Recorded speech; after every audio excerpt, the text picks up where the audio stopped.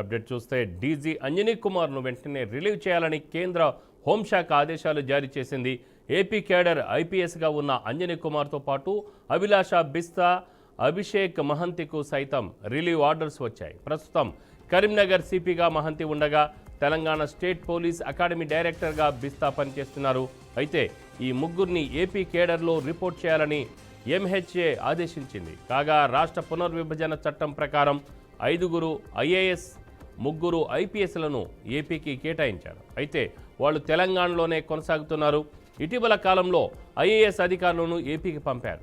IAS అధికారులు ఆమ్రపాలి, వాణిప్రసాద్, వాకాటి కరుణ, Ronald rose, Prashanti ఏపీలో సేవలందిస్తున్నారు. మిగిలిన 3 ఐపీఎస్లు అంజనీ కుమార్, అభిలాష బిస్తా, అభిషేక్ మహంతి వెళ్లాల్సి ఉంది. తాజాగా వీరిని రిలీవ్ చేస్తూ కేంద్ర హోంశాఖ ఆదేశాలు జారీ చేసింది.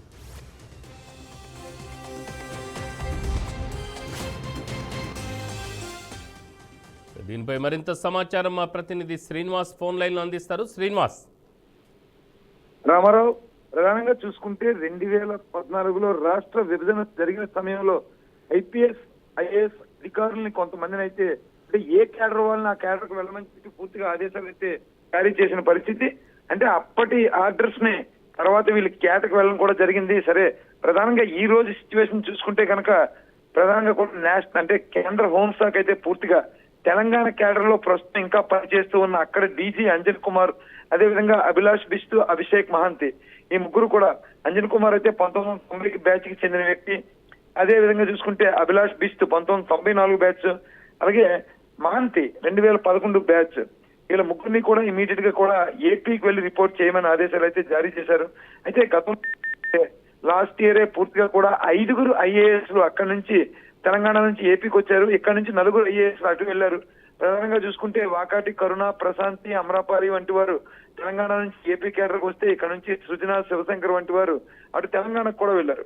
అయితే దీనిలో భాగంగా చూసుకుంటే వీళ్ళు department of personal and training DPTO చెప్పిన విధానాన్ని వ్యతిరేకిస్తూ కూడా కొంతమంది అయితే అప్పట్లో క్యాట్ ని ఆశ్రయించారు. అయితే క్యాట్ కూడా అప్పట్లో వీళ్ళ అభ్యర్థుల్ని సమర్థించినప్పటికీ కూడా డిపిటిఓ తెలంగాణ హైకోర్టులో పిటిషన్ వేసింది. అంటే విభజన సమయంలో నియమించిన ప్రత్యూష సిన్హా కమిటీ సిఫార్సులు పరిగణన తీసుకుని వీరి అభ్యర్థులను ఒకసారి పరిశీలించాలని కూడా హైకోర్టు తీర్పు వెలువరించిన ఈ నేపథ్యంలో పూర్తిగా కూడా ఇటీవల కాలంలో చూసుకుంటే మార్చిలో ఖండేకర్ కమిటీని కూడా దీని మీద మళ్ళా నియమించారు. కమిటీల సిఫార్సుల అనంతరం కూడా కొందరు ఐపీఎస్ ని ఏపీకి పంపించాలని నిర్ణయం తీసుకున్నారు. అందులో భాగంగానే అంజన్ కుమార్, అభిలాష్ బిస్తు, అభిషేక్ మహంతి 3 కూడా ఈ రోజు ఇమీడియట్ గా కూడా ఏపీకి రిపోర్ట్ చేయమన్న పరిస్థితి అయితే ఉంది. Ramarao. Right Srinivas, thank you.